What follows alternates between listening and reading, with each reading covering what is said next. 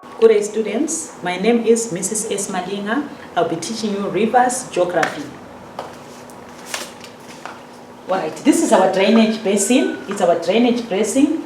We look at, we have got a tributary there with the small streams. It's a tributary which is feeding the main river. We also have a confluence where two streams or rivers they meet.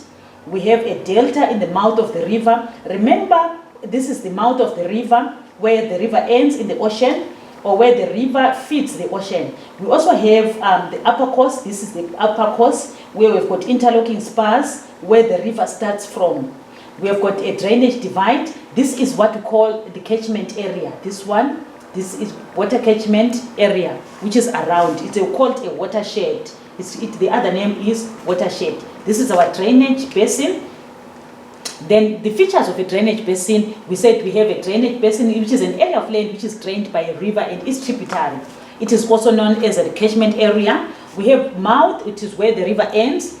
The watershed is the boundary of the drainage basin. A tributary is a stream or small river that join the larger one. Confluence is where two rivers they meet. A discharge is the volume of water passing a point or location along a river channel in a given time. It is measured in cubic meters per second.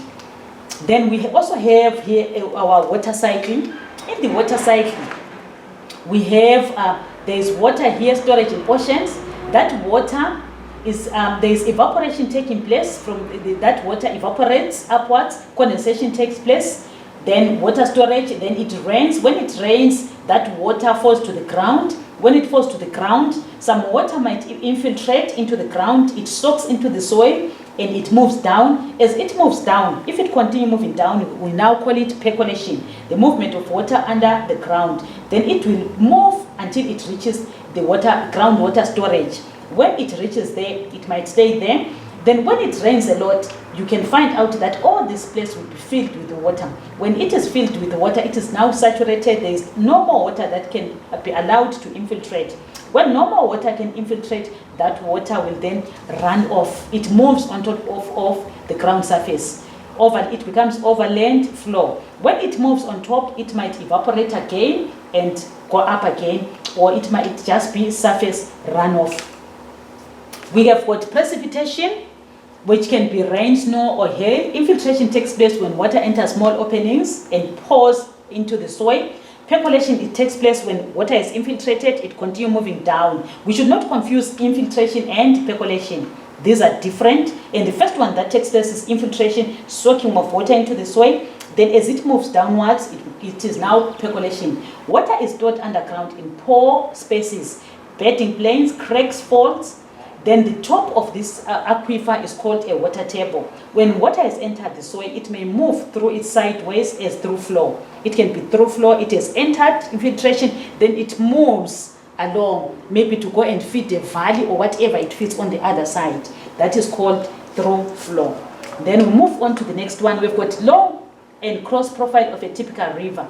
We have the upper course. The upper course is V-shaped, as we can see here. Vertical erosion with hydraulic action. Then the middle reaches, then this is the middle part, and then this is the lower part. This is the upper part of the river, this is the middle part, and this is the lower part. In the upper part, upper valley, we have a V-shape. We have some features which form here, a waterfall or rapids. There is a lot of vertical erosion taking place. There are some interlocking spars. It is V-shaped. Don't forget that. These are the features that you find in the upper course. Then in the middle course, it's a combination of both this side and that side. Then in the lower course, just close to the mouth of the river, it is the valley. It becomes U-shaped. There is a flat plain on the side. There is deposition taking place more than it is taking place in other places, like it is taking place in the upper course. There's a lot of deposition taking place in the lower course. So this is the long and cross profiles of a typical river. We move on to the next one. What are the features of a long profile? We have seen them. In the upper course, we have got the valley, which is deep-sided. A river channel completely fills with the valley. Vertical erosion taking place, leading to formation of interlocking spars, waterfall, gorges, rapids, potholes. Then middle course is a combination of what we find in the upper course and the lower course. The lower course, the valley is gently sided, it is U-shaped, Then we find meanders, we find oxbolex, we find floodplains, levees, and deltas. So those are the features that you find in the long profile of the river: upper course, middle course, and lower course. Then we also have river erosion. Erosion takes place in various ways on the river. We have hydraulic action, which is the work of the water in eroding. That is hydraulic action, which is the work of water, the force of air and water on the side of the river and the cracks. This is the hydraulic action that we are talking about, the work of water in eroding. Then we have solution.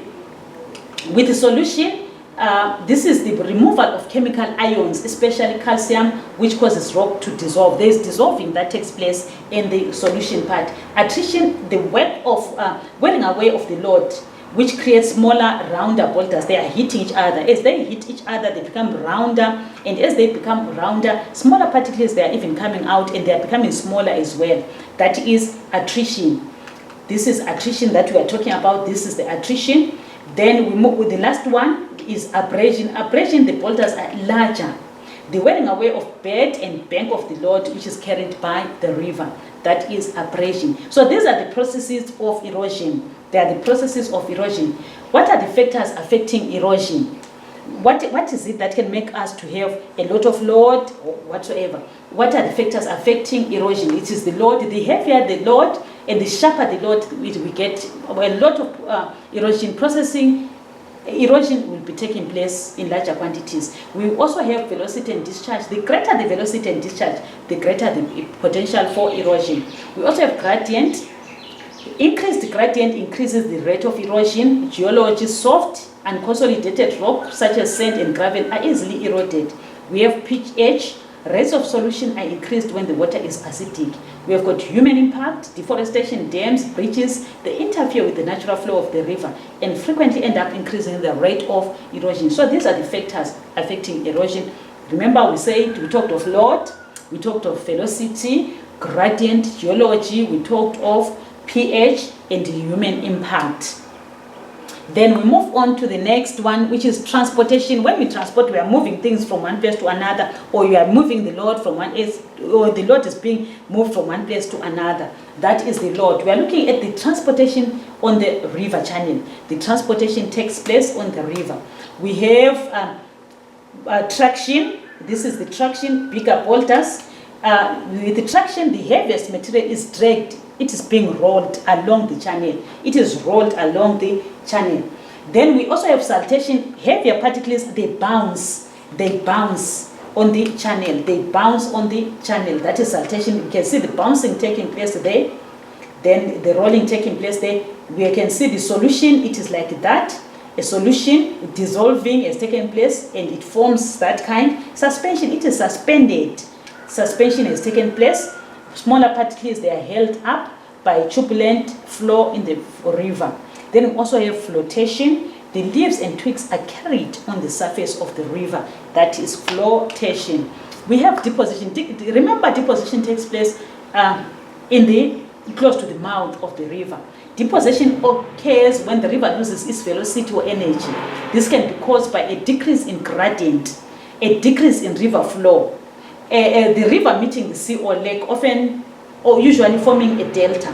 The river flowing more slowly on the inside of the bends. Then that is our deposition. Please do not forget the processes of erosion. We have got processes of the river, we've got erosion, deposition, and transportation. Do not forget these processes. Thank you very much. Please continue reading, continue revising, and stay safe. Thank you.